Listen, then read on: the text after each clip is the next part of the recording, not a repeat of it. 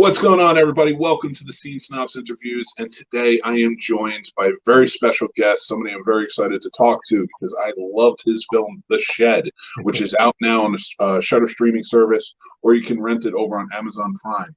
I suggest you go and check it out. Today, the director and writer of the screenplay, Mr. Frank Sabatella.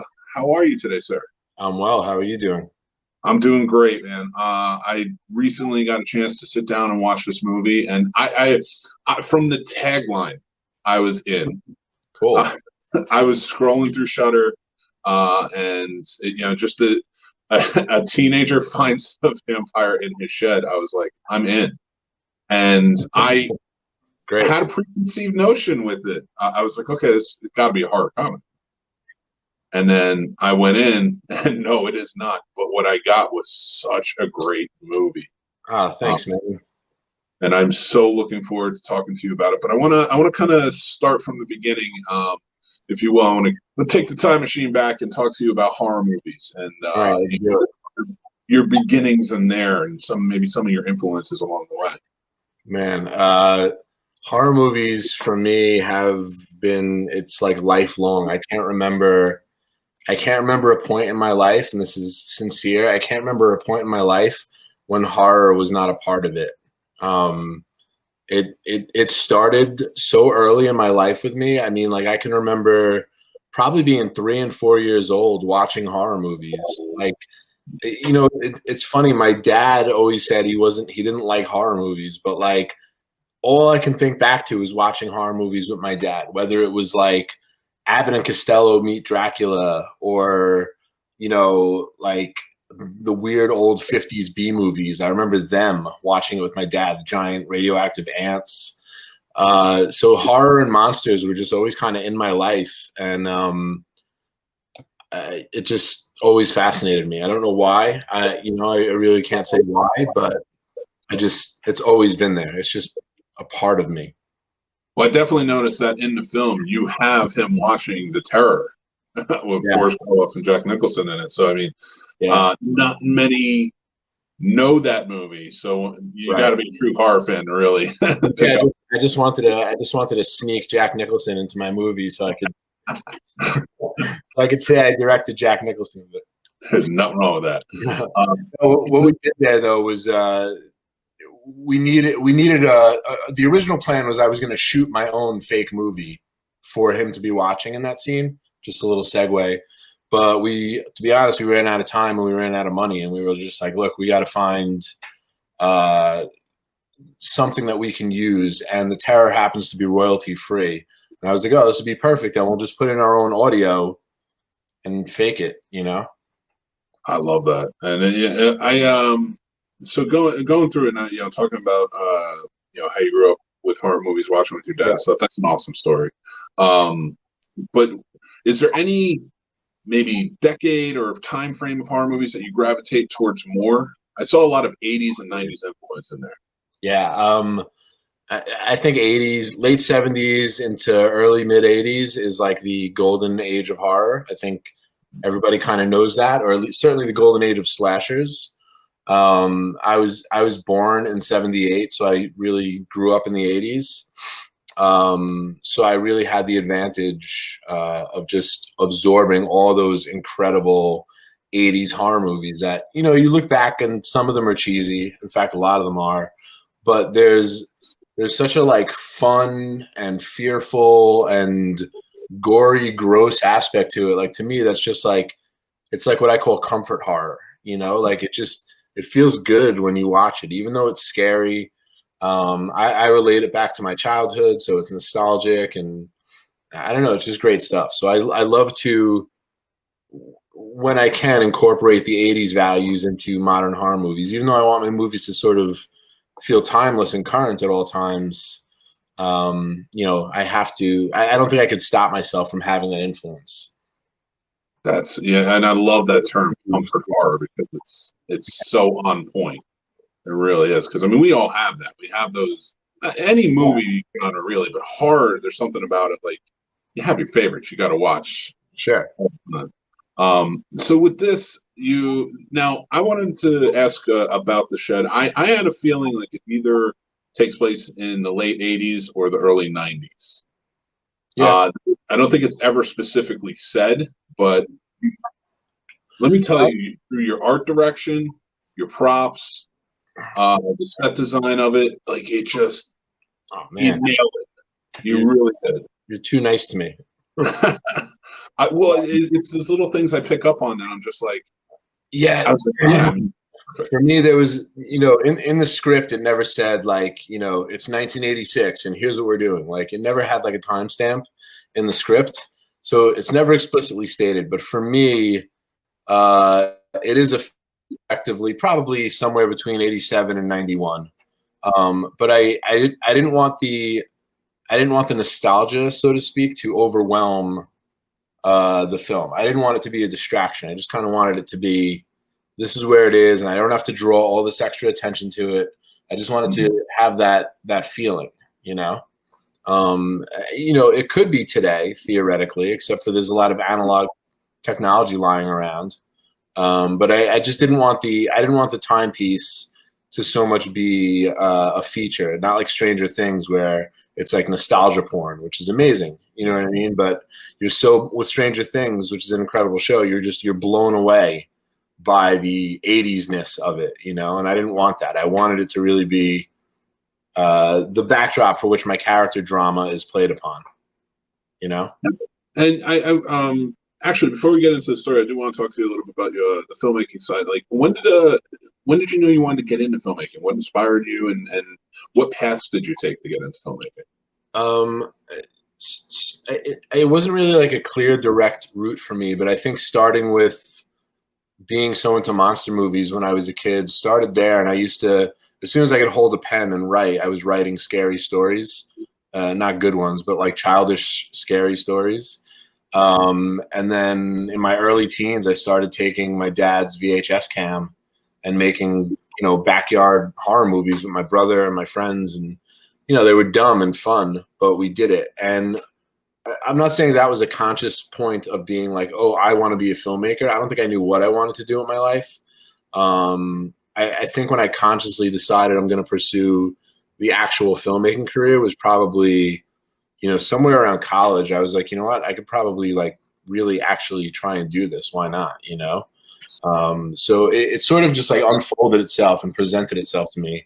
I've been a photographer since I was about 13. So it's just all sort of between loving horror movies and writing stories and being a photographer, it just kind of all came together organically, And did you go to film school, or is it? Yeah. Oh, nice. Which school did you go to, if you don't mind me asking? So I like attended Hofstra, sort of. Like, I wasn't enrolled in Hofstra, but a buddy of mine was in the film program in Hofstra, and I just started going, and like nobody ever checked if I was supposed to be there or not. So I did that for a semester, and I made a film with him out of Hofstra. And then after that, I went to New York Film Academy in Manhattan, which was at the time it was in Union Square, but I think they moved it. And then right after I got out of New York Film Academy, I started working on sets, and a few years later, I made my first feature, which was Blood Night in 2009. And yeah, that was it. That's fantastic, man. It sounded a lot easier than it was. It was not that, you know what I'm saying? Like, there was, it wasn't like, oh, I got out of film school, I made a feature, and here we are. But those are the bullet points, No, absolutely, and I have a lot of indie filmmakers and film students that check out the show, and especially because I try to talk to as many filmmakers as possible because I love the process. And they get it, and the process. You got a PA for a long time before you get to that point. Yeah, I mean, for sure. My first job on a set, I think I was just like pouring soup for people. I was like getting soup from a deli and handing out soup. So that was my first film job. I PA'd for a few years. I've done every position on set just about that you can think of. Yeah, it's such an exciting experience. Filmmaking is one of those things I've always said that you can't wait to go home at the end of the day, but you can't wait to get back. Right, exactly. When I wrap a production, I'm always just like, why do I do this to myself? And then some time passes, and I'm like, I can't wait to get back on set. It is. It's like it's an amazing experience. You can't. It's hard to explain, but it really And is. let me add this about film school. I went to film school because I felt like it was what I wanted to do and had to do at the time. But if you don't have the means to go to film school, don't sweat it. You know what I mean? It doesn't mean you're not going to be a filmmaker. There's so much information available. The technology is so demystified and so cheap. Where there's a will, there's a way. You can learn anything you want instantly. You know what I mean? Between the internet, between the library, between YouTube. Um, Joe Bob recently on At the Drive-In had a long rant at the end of his show, and it was spot on. So if anybody hasn't seen that and you're an aspiring filmmaker, I highly suggest you pull up Joe Bob Briggs's conversation about film school. It's on YouTube. You know what I'm talking about, right? Have you seen it? Absolutely, yeah. I'm a huge Joe Bob fan here, and yeah, me too. where he did that whole speech was just amazing. It was perfection. It really was. And that was one I took because I went to film school, like you said, and I appreciate all of the friendships I made when I was in film school, which I still have some of them today. Yeah. And the experiences I had, but I 100% agree with you. And I try to tell filmmakers all the time, like, just don't think you have to go. Like, just go. You don't have to go. It's great to go. It taught me so many incredible elements of the craft. But I went in 2002. The information was not it's almost like I had to go to access the information. You don't have to do that now. The information you're going to get from film school is accessible. And I'm not downplaying film school. I want to encourage people that for whatever reason, if they don't have the time or the means or the money, whatever, you're still good. You can be a filmmaker. You can learn. Absolutely. And you're going to make, just even getting on set, whether you start out PAing or, whatever else, just get on a set and you're going to make those same friendships. You're going to make those same things. Absolutely. When I did my first film, my first production, my first feature that I was directing, film school went out the window. Like, it was almost like nothing I learned at film school prepared me to make a feature film, to direct a feature film. Like, film school gives you the craft and it gives you some of the technical aspects, but you're not really learning in film school that your role as a director or whatever your desired role as a filmmaker is, director or cinematographer or whatever you desire to be, you're getting elements of that in film school. But as a director, what I feel you're not getting in film school is how you're driving your team to create your vision. You don't get that from film school. You get that from experience. Yeah, I know, like, for me with film school, one thing I'm very thankful for is, like, I walked in, I think, like, everybody who walks into school says, I'm going to be the next writer-director. And I walked in the same way, but I walked out and I realized I don't really have an interest in writing or directing. Well, writing I still enjoy, but I don't have an interest in directing. I really have an interest in producing. Sure. And I saw so many people I came out with. And now this is something, anybody listening, this isn't something that you just learn in film school. Going on set, you'll learn this too. Right. But, like, I walked out, like, wanting to produce. I have friends that were like, I just want to be a cinematographer, or I just want to be a gaffer. Like, these are the jobs I really enjoy. Sure. I mean, it's great. It's film school is good. I'm not saying film school is bad. It's great. And you're going to discover things. You're going to make friendships, etc. Yeah. It's definitely a value, but all I'm saying is don't feel left out if you can't go to film school. And that's perfect advice, and appreciate it. Thank you. But just to kind of going forward, so you did Blood Night in 2009. Man, you have such a great look to your movies too. Like, thanks, man. Really do. And now, how much of that, like, how close were you? Did you use the same cinematographer on both movies, or I didn't? No. So, all right. So, like, you can see the eye. I definitely see your eye in your movies. And I also the acting in The Shed, especially. Thank you. Because the most recent in my mind was just beautifully done, and I had such a killer cast, man. They were phenomenal. They were fantastic, and just to see like J.J. Warren, who plays Stan in the movie, is the lead character. You feel everything he's going through, and like he just holds the emotion in his face, and it's a sign of like a really good actor. He doesn't rely on dialogue, but he delivers the dialogue great, and you can tell that through your direction, absolutely. But he definitely does have a, everybody did. Cody did, who played Dahmer and such. So now, how much of that, like going in, how much did you relate to life? Like, because it seems like there's a lot of personal experiences that you wrote into the movie. Mm-hmm. Well, it seems like that. I don't know if they're actually personal experiences, but like,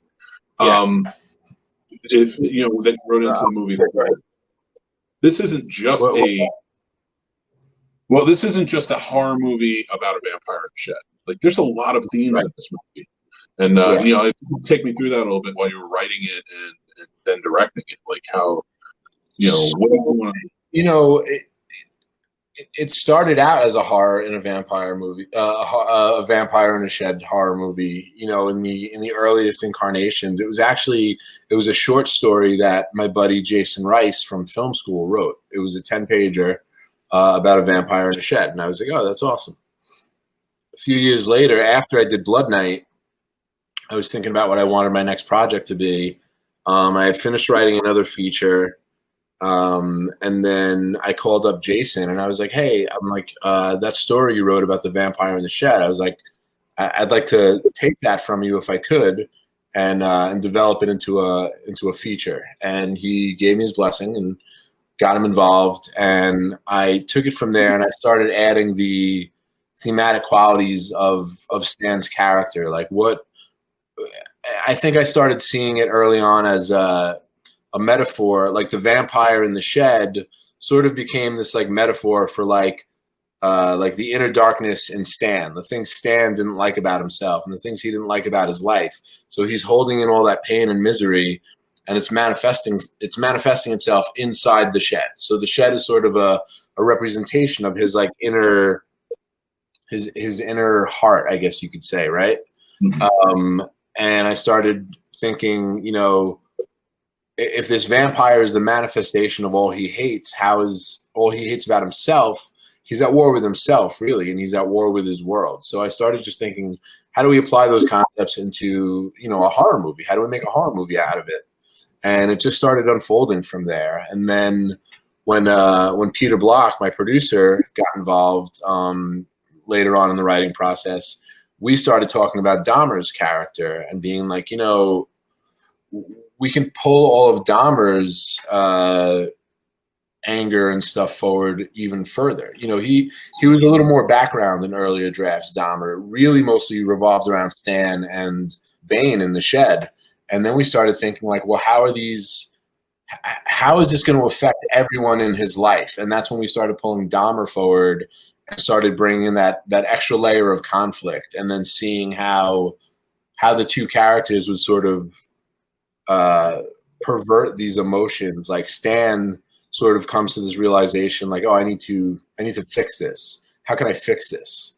And Dahmer starts looking at it like, how can I use this? And then you have this duality, this conflict that comes, and that's really what makes any interesting movie is conflict. So once we sort of landed on that theme of the conflict between them, it sort of just opened itself up to a whole new level of emotion, I guess you could say, Yeah, a lot of one of the themes we talk about on our shows a lot here on the Scene Snobs are bullying and things like that. Mostly because I know with today a lot of things are online, but I try to relay. This is a geek pop culture. We're horror fans here, everything else. But back in the day, and I'm sure you remember, that wasn't an okay thing to be outwardly, accepting of. Like, I was like the weirdo in my high school. You know what I mean? Like, I was one of very few kids that like read Fangoria and was like into horror, and like, like back then I had like long hair and I was like all kind of punked out and grungy and stuff, and that was not the norm in the high school I went to. So I was sort of that misfit kid with a small group of my misfit friends. It's become geek culture, or if you want to call it that, or this sort of like, you know, horror has gone pop, so it's cool now, thankfully. But it wasn't then. It was way more of an underground sort of cult thing, you know. So I understand, you know, I understand being the outsider, you know what I mean? And I think whether you were a horror geek in the 80s and 90s or not, like, I think everybody can relate on some level, for the most part, to being an outsider. So I think that helps people connect to these types of characters, you know? Absolutely, and you did it so well, and that's again another reason I wanted to talk about that, like with the review and stuff I did for it. How you conveyed that really well. Again, you don't actually mention, you can take this story and you can put it at any time today. You can even put it back in the '60s, and I think it works on such a great level. But where you placed it, I think, was perfect because of the bullying theme, and even like his times with his grandfather, and and the type of bully his grandfather was like. It just works so well, and I think that reaches out to people, and I think it's a connection for audience too. For like like you said, because even today, as much as it's pop, there are still people who are like, they still feel that, and I think watching this helps that, because it's like, we still have that connection, because other movie fans growing up, like, that was your connection. You were, parents didn't understand, teachers didn't understand, other kids didn't understand, but they understood. My parents still don't understand, and my father passed away, but my mother, like, I always feel like an idiot when I talk to my mother about projects I'm working on. You know what I mean? Like, I'm confident, but then once you're like explaining it to your mom, you feel like a child. Like, well, I'm writing a story about a vampire, and it's going to be really great. And she's like, "That's nice, dear." You know, like, you still feel like a dummy. You know what I mean? It's not mainstream enough, I guess you could say. You know what I'm saying? It's the generational gap that always hits. Yeah. But Exactly. I do want to say, one of the actors you have in the movie, I have to ask about, because I love him so much. Is Mr. Frank Whaley, who plays the hunter in the film. Mm-hmm. How was it? What was it like? I mean, this is he goes back so long, and like, I'm sure you were a fan going in. Like, how much? We only had Frank on set a short amount of time, actually. So we didn't get to really, like, connect as much as me and the rest of the cast and all of us did. But when you have an actor like that sort of brings those years of talent to a production, it's just awesome. You know what I mean? Like, he's got a great look. He knows what's going to make a scene work. He was very like in the finale, he was very like vocal and helpful in terms of, like, as we were figuring out, like, stunt coordination and action and blocking. He has so much more experience than I do. He's just been doing it so much longer, that he was just very helpful in being like, well, maybe if I'm over here, turn here and do that. Like, it was great. He kind of like really stepped in and helped us like push through that stuff. So it was really cool. Well, he didn't like having dirt dumped on his face, though. He wasn't happy about that. No,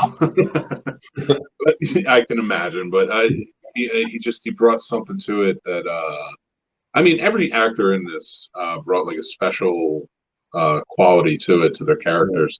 But Frank Sabatella, like, as a director coming in, and like you say, as much as he helped you guys like trying to kind of get through it, but from a directing standpoint, from directing actors and how to work with actors, what did you take anything away from him, that going forward, that you're like, okay, I can maybe I'll start doing this? I think what I took away from him was the importance of making a personal connection with an actor as a director. Because, like I said, I had less time with him, so it was, and I think he's a little more guarded in certain ways. So it was more difficult, I think, for me at first to make that sort of personal connection with him. And I think once you establish that personal connection and you sort of have that laughing, you need that first like laugh together. You know what I mean? That kind of gives you that bond. And it took me a couple of days to get that with him. But once we kind of like chuckled a few things out, and it kind of like became like cool, it got better. So I think what I took away was just make sure you're able to make some sort of personal connection with your actor, beyond the work that you're doing, I guess, so to speak, because that's going to make things easier, because you need that sort of level of comfort and trust. And I know myself, even though I'm a pretty experienced director, but he's a far more experienced actor than I am an experienced director. So there's always that sort of level, I guess, of intimidation, or at least that's what I felt, because I was like, okay, wow, I'm working with Frank Whaley, so I think it's like I had to sort of convey my own confidence in myself to him so he can feel confident in me. And then at the same time, make this personal connection where we're like, all right, we're cool. We understand what's going on, and we're going to work together. Okay. Nice. Does that make sense? That's and great answer. Thank you for that. It's a great advice. So writing this, I believe I read somewhere that it took maybe about 7 or 8 drafts to finish the final. I think we shot the 7th draft, if I'm not mistaken. Yeah. I mean, that's just from a writing standpoint. Just if you can walk us through that process of like, how long did it take to get through 7 drafts? And I had been writing this film on and off for about 5 years before we made it. So I early on, my first draft is always sort of what, you may hear a lot of writers refer to it as like the vomit draft. You're just like, get it out, just get everything on paper. Any cool thing, just put it all out. I'll clean it up later. I always refer to the first draft as the Wild West. You might have heard me say this in other interviews, but to me, the first draft is the Wild West. Anything goes. Fucking shoot them up, get them out. Everybody hit the deck, whatever. The second draft, new sheriff comes to town. So now you're starting to clean things up, and you're starting to give it structure and shape, and the important things are starting to land where they go. And then you're like, all right, cool. Now this sort of makes a little more sense. Third draft is where you start really being like, well, what am I doing here? What is the theme? What is the story? Because I truly believe you don't know that in the first and second draft. It starts showing itself to you. And around the third or fourth draft, I guess, is when Peter, my producer, got involved, Peter Block, and the producer's going to come in with notes. So me and him started looking at it and reading notes. He would give me notes. We would discuss the notes. And then we were like, all right, well, let's try this. Let's try that. And that's when we started experimenting. So we had our 5th draft. And then we looked at the 5th draft. And then me and him both had more ideas. Well, how can we expand this theme more? How can we – let's make this character a little more important. Let's kind of pull this character back, not as important. Well, let's eliminate this character altogether, And you start – just shaping it up. You're just constantly chipping away, making it look better, making it read better, making it feel better. And then around the 5th, I guess it was the 5th or 6th draft, we started sending it out for financing. And then once the financing came in, we were like, all right, we're going to shoot this baby. And between then and actually shooting, we did one more full draft. Oh, wow. So yeah, you want to, you want to make it as best as you can. You know what I'm saying? So like, as you're preparing to shoot, you just start thinking, what if this, what if that? And sometimes that, in that last, I think like 3 or 4 nights before we shot the film in Syracuse. We were up in Syracuse. We're all up in Syracuse, getting ready for production. And I think it was like 3 nights before we started shooting, Peter sent me like 10 pages of notes for the script. And I was like, oh, fuck. And like we went through them, and we just, those last, those extra, 5 to 10% more effort at the end can give you a 50% better script. You know what I mean?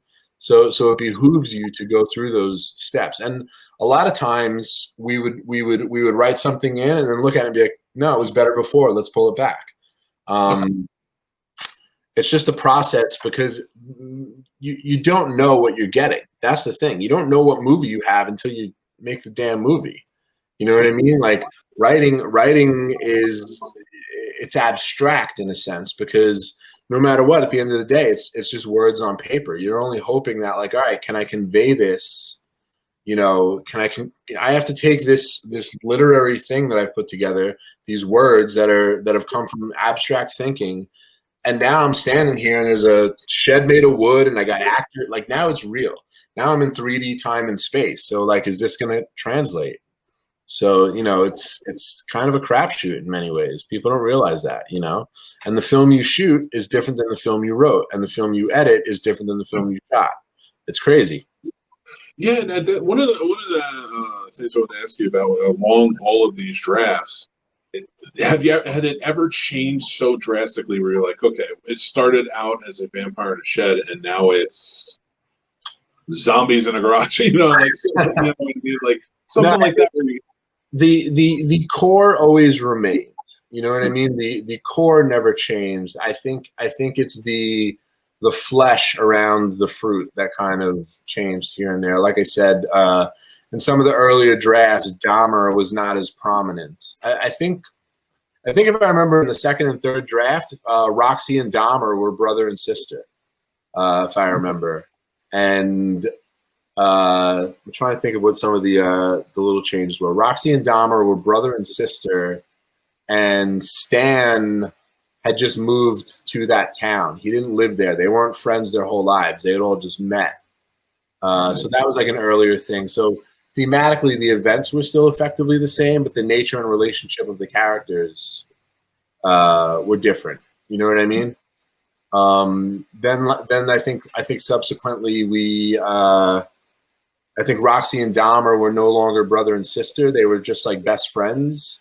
And then Stan came in, and that was an initial source of conflict for Stan and Dahmer because Stan and Roxy started having a romantic relationship, and it was pissing off Dahmer, who was her best friend.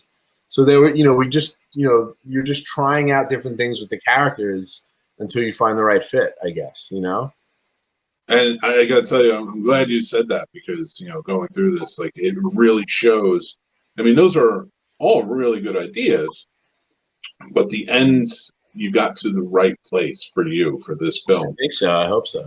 I think so. I think it's a great story. And I talk about Vampire in the Shed, and the Vampire in the Shed is almost the MacGuffin. Yeah. It's a little showdown, which really makes it prevalent. And I love the idea of Stan's view of how do I fix this. The showdown for me, like, it's funny because there's some reviews that said the third act, the attic, basically, they were like, oh, it just kind of became like another horror movie and blah blah blah, and I was like, yeah, that's right, it did. Like, I'm making a horror movie, and we spent 80 minutes on character drama. Like, now I want to give you some fucking slasher action. Leave me alone. You know what I mean? Like, that's what I wanted. I chose that. I wanted to have character drama. You care about the characters. You're wondering what's going on. And now that all the character drama is resolved, let's get to some really good horror. Let's have some slasher vibes. I love slasher movies. You mean like Fright Night or The Lost Boys? They all did the same thing. And exactly. That's why I loved it, because it ramped it up, because I am involved in this movie. I've been watching, I'm learning these characters, and it's interesting because you're learning different, they're reacting to everything going on. And now you're invested in what happens. I watching the whole thing, I was like, it cannot end in the shed. I was like, it can't. And I was picking up on your theme, and that Stan is trying to fix this by keeping everything tightly in. Yeah. It has to break out. Mm-hmm. It has to get out of the shed, and it makes perfect sense it would end up in the house, and work that way. Like, it invades his safe zone. And I really enjoyed that.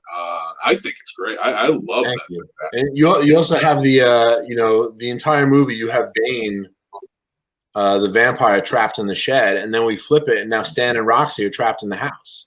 Instead of locking it, now they're locking themselves in. So it's like they sort of are now, it's like the karma comes back around. Yeah, and the nice part about that too is their characters have developed so much. Were developed perfectly so much that when they're ready to fight in the end, it's because they've reached that point. They've not been trained. I mean, it's not the Karate Kid, but it's like their confidence has gotten to the point where it's like, fight or flight. We're ready to fight. You have, there's a screenwriter term, the dark night of the soul, when you're talking about your characters, and that's where the dark night of the soul is the moment in the movie where your main character realizes, everything is fucked up. I've done everything wrong. what did I do wrong? How do I change? And Stan has that moment in the house with Roxy, when they're like sitting by the fireplace and he's like telling her, this is all my fault and I should have done this, I should have done that. You know, that's his dark night of the soul. And that's where he has this determination of like, all right, everything I've done so far has been wrong. Because that's what certain people don't realize too when they're watching the film. If you really pay attention to what Stan is doing, everything he does was a mistake. You know, everything he does leads to all of this tragedy. So he's basically at that point like, all right, everyone's dead because of me, basically, and now we have to fix it. 100%, and that was conveyed. I think it was conveyed perfectly. I picked up on it and really enjoyed that. So, just to kind of get into more of the shooting side of things. So, I think it took you what was it, about 17 or 18 days to shoot this? It was 17 official days, and then we had an 18th day where pretty much just me and my cinematographer. Let's say we borrowed the gear, the production gear, and we convinced Stan, we convinced JJ and Cody to come out with us for an afternoon to catch some additional shit that we needed. So we did a day with no crew where we kind of like stole a bunch of shit. We went to locations we had no permits for, and we weren't like, there's like union rules and all this stuff. Don't repeat this, but we were not supposed to be doing what we did. So actually disregard all that from the record. Everything was, yeah, but yeah, it was 18 days basically, 17 and a half days, you know. So from storyboarding it to getting your shot list down, like I didn't really storyboard this film. I didn't. Oh, you didn't? I am all about storyboarding, but with this particular picture, I did not have the time to fully storyboard. So me and my cinematographer, Matthias Schubert, who's incredible, we had such a small amount of time to prepare for the actual shoot. We had, I think it was like 2.5 weeks of preparation for an insanely intense shoot for 17 and a half days. So we basically skipped storyboarding, and what we did, me and Matthias every night would get together. We were in the hotel in Syracuse. We'd get together. We'd get a bottle of wine and the script, and we just went through it like with a fine-tooth comb, and we were like, what is the most effective way to shoot this? And we would draw, instead of storyboards, we were drawing like overhead views, like bird's eye view diagrams of the backyard and the house. And instead of storyboarding the shots by frame, we were making what do you want to call it? Like we were making like maps of like how the camera was going to move to capture what things. So the way we shot this film was a little different, I guess, than you would normally cover a production. So since we had such a short amount of time, and I didn't want the film to look rushed, I wanted the cinematography to be active and moving and have great framing and look unique. What we ended up doing was we had 2 cameras running at all times. Camera A, which would catch all of the main action, was always on a Ronin, like a moving, it's like a steady cam rig basically. Camera B was on the sticks on tripod.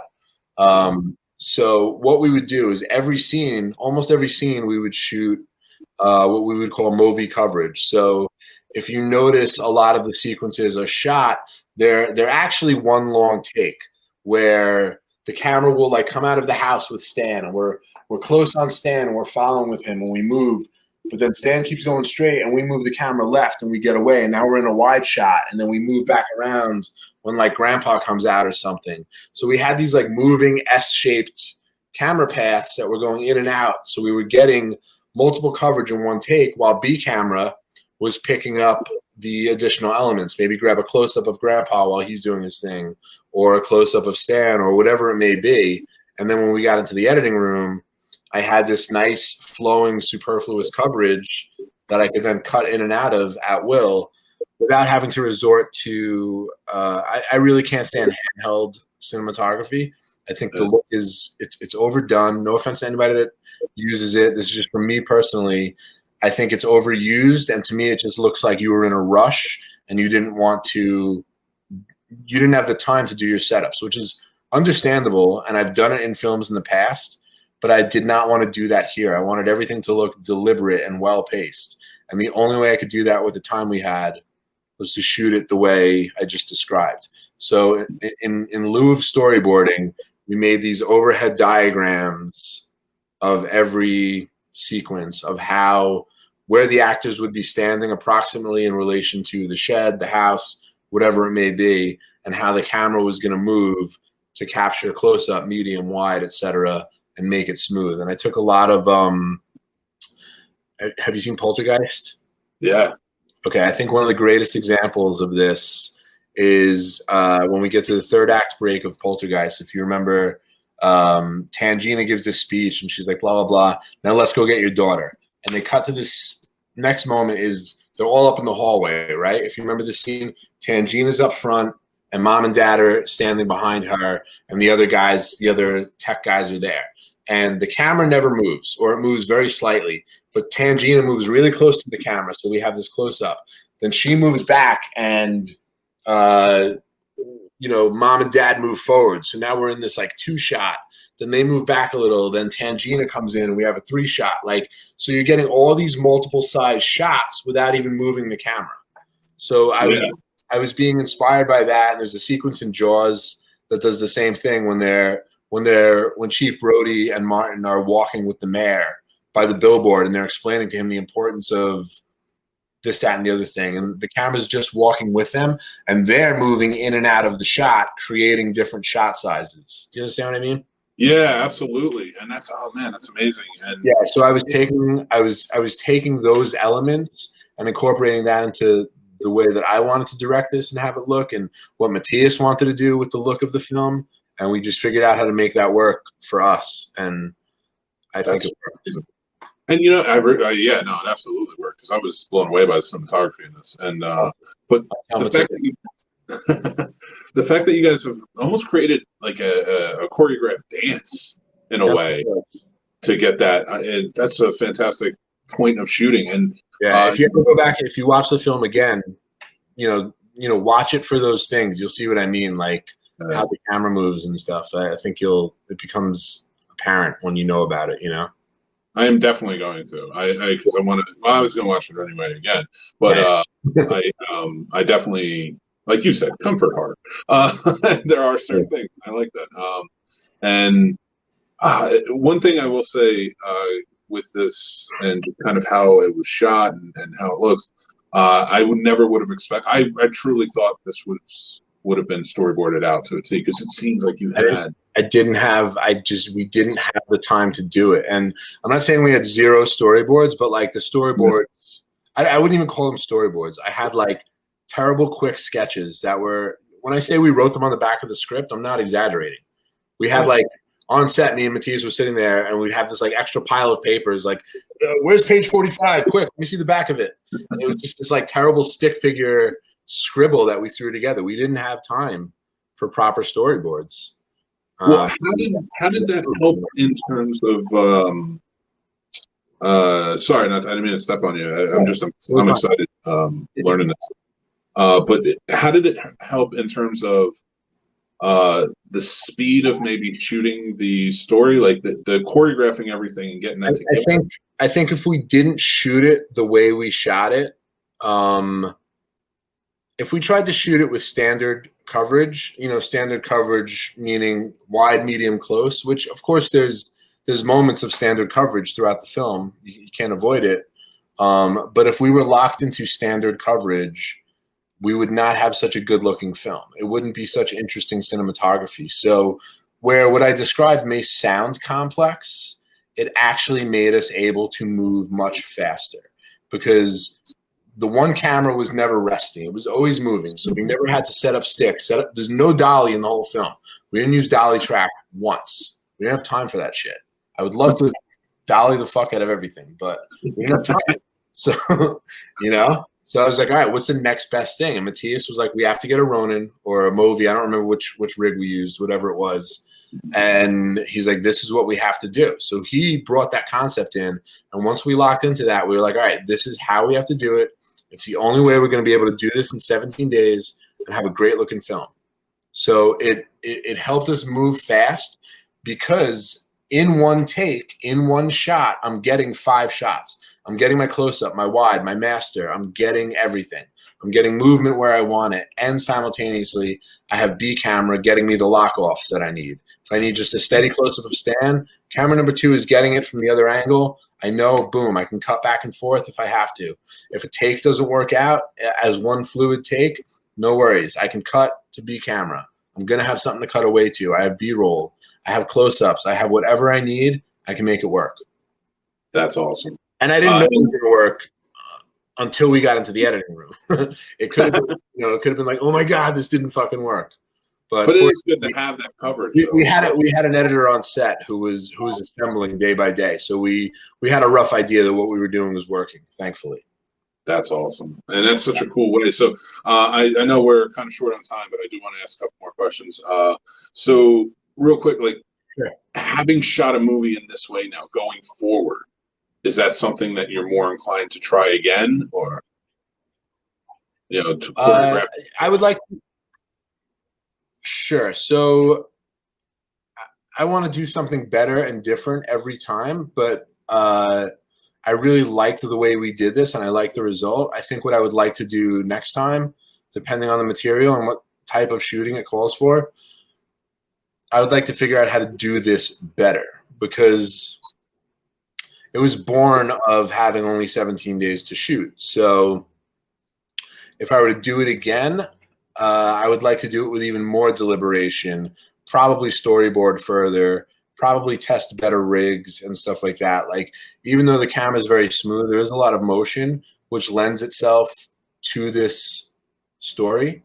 But there are some instances where I wish things were a little tighter. I wish we could have laid down some dolly track here and there for certain things, but it just didn't seem relevant. So I think I think I would incorporate everything that I did here into my next film, but do it probably different and better. I mean, that's continuously the goal, right? You want to do it different and better. If you ever watch my film Blood Night, you'll see a lot of handheld, which I just finished saying that I don't like. But maybe it's because I had to use it so much with Blood Night that made me not like it, because I knew I wasn't using it necessarily. There are instances where you use handheld where it makes perfect sense. There are instances where you use it, or I can't say you, I mean, for me, there are instances where I used it where it made perfect sense. There are instances where I used it because we were in a rush. Do you know what I mean? Yeah. So I didn't repeat that mistake with the shed going forward.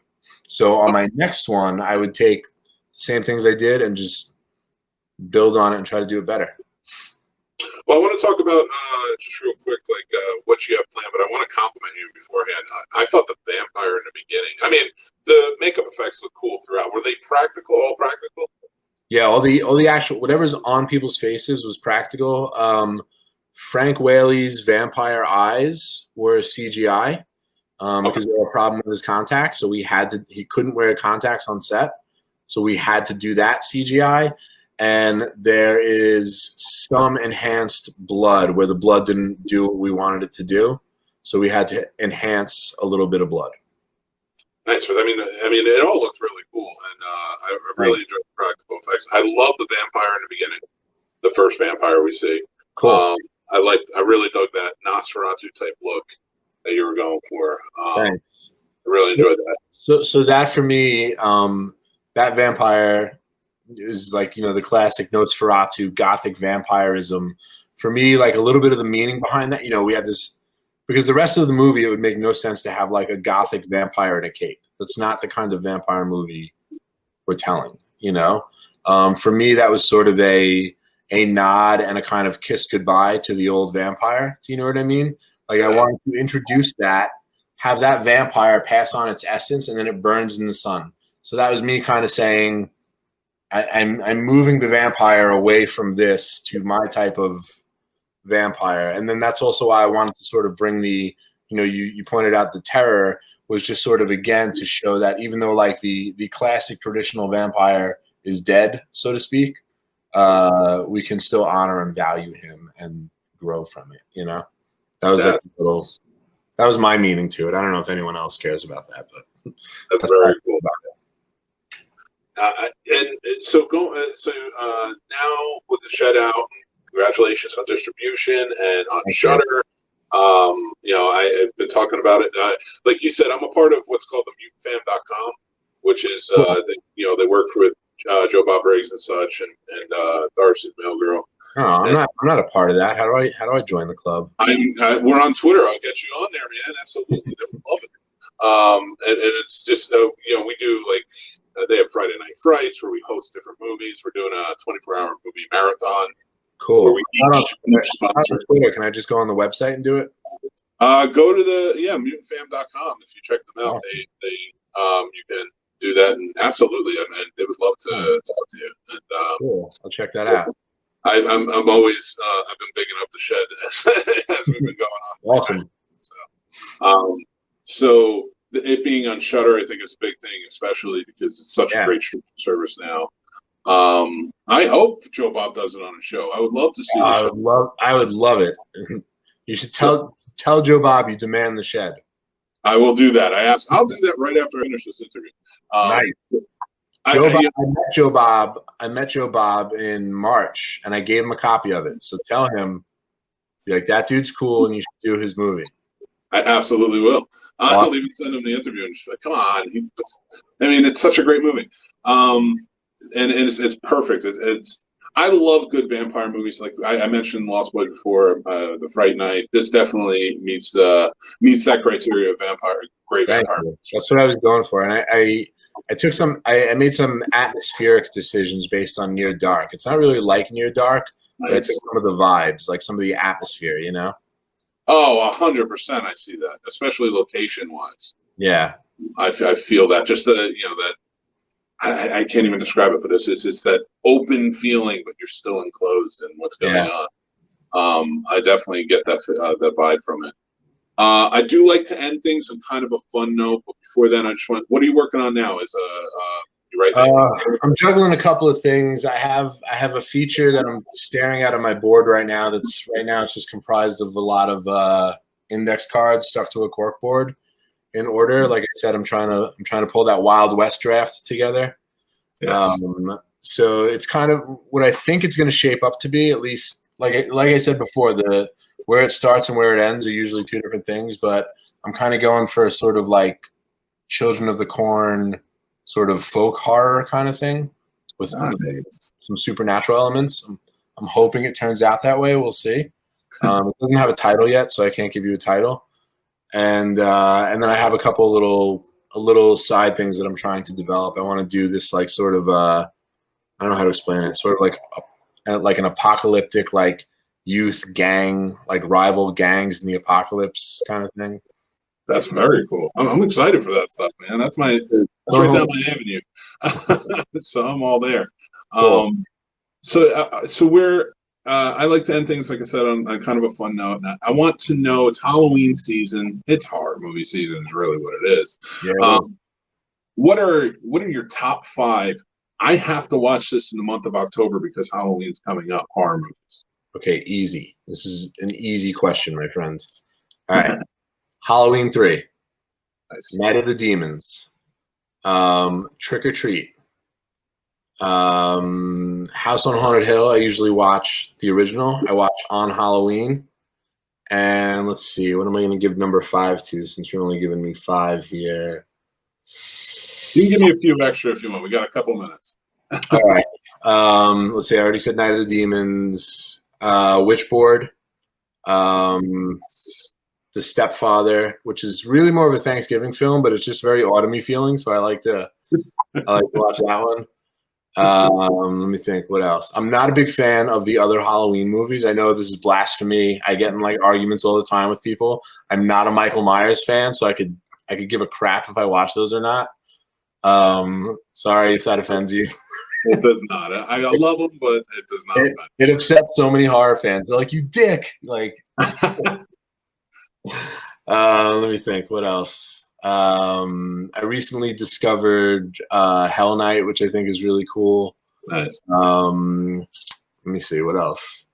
God, there's so many. What have I watched so far? Night of the Living Dead. The Howling, I love, is a great. It's not really a Halloween film, but there's something autumny about it. You know what I mean? Yeah. I really enjoy it. Night of the Living Dead is the movie. Yeah, it's Friday Night's great. Friday That's night. actually that's the one I'm hosting on the 24-hour marathon. Oh no way! I watched it twice already this month. Yeah, I was fortunate enough. The movie theater where I am in Winchester, Virginia, is open, and they were showing it, and I went and saw it. Oh, sweet. I mean, I've never seen it in 35. I would love to. Trying to think what else. Oh, Pet Cemetery and Pet Cemetery 2. I love to watch. I'm trying to make room this year for more newer films. I haven't been catching up on like newer indie stuff, and I need to get on that, you know, or even newer studio stuff. I'm pretty behind. So I really liked Haunt last year that came out. Did you see Haunt? Yes, great movie. Yeah, that was awesome. Damien Maffei, who played the devil, is a friend of mine. He's in some of my short films. I should send you my short films. I think you would really like them. I did 3 Halloween short films. I'll send them to you. I'll email them to you when we're done. Oh, I appreciate that. Thank you. Yeah, you should check out some new ones that just came out. That's all I can think of. Spiral was pretty good. That's on Shudder right now. That came out in 2019 as well. Oh yeah. Mm-hmm. There's a new one coming out Friday. Scare me. I keep hearing mixed things about it. The new one on Shudder. I think as a writer, you'll really like it. Cool. I had this. I was on a show last night. A lot of fun. I was talking to a buddy of mine, and he doesn't know the world of writing. And I was like, he was like, and he said that he was like, yeah, I was like, I don't know how writers are. He's like, but I don't think writers would be in a room like that talking to each other. I was like, no, that's what they would do. Yeah.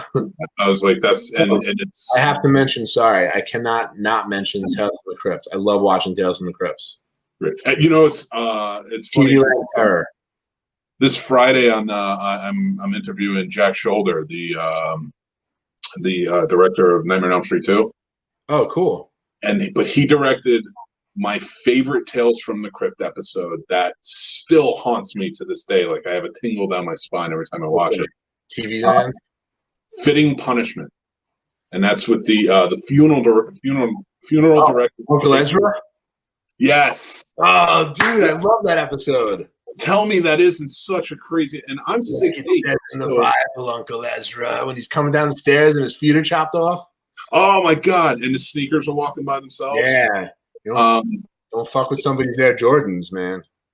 I just and being 6'8" and like always kind of growing up and being over 6 foot, I was horrified that they're gonna cut my feet off. You're gonna cut your feet off. I'm like, Jesus. So like Tales from the Crypt, yeah, absolutely. That is. You know what's one of my favorite Tales from the Crypts to watch this time of year or in general? The one with Geraldo Rivera. What am I saying? Geraldo Rivera. I know. Morton Downey Jr. It's called TV Land Terror, right? Yes, that is a great episode. Oh man, that was scary. I watched that one, and I watched the Frat Brothers. Later season where the hot chicks bring them to the. Yes, Kevin Dillon. Yeah. But I want to thank you so much for being on the show. I know I kind of went over our time a little bit, and I'm very sorry about that. Dude. I'm having fun. This is great. Absolutely, and I want to send anytime you want to come back on the show. We have like 11 shows on this channel, so like we're always talking horror. We're always having fun. And we'd love to have you back on. But thank you, Frank Sabatella. Go check out The Shed, everybody. If you're not. You're ridiculous, and I don't know. The soundtrack is available on vinyl for pre-order right now. So if people are into records, it's a dope soundtrack by Sam Ewing and Bear McCreary, and the packaging is really awesome, and it's going to be shipping end of October. So grab one. Fantastic, fantastic soundtrack. So thank you again, Frank, and everybody. Thank you for listening. Make sure you follow at the Scene Snobs for all of our information. Thank you very much, and have a good night. Cool. Thanks, man. Take care. Later.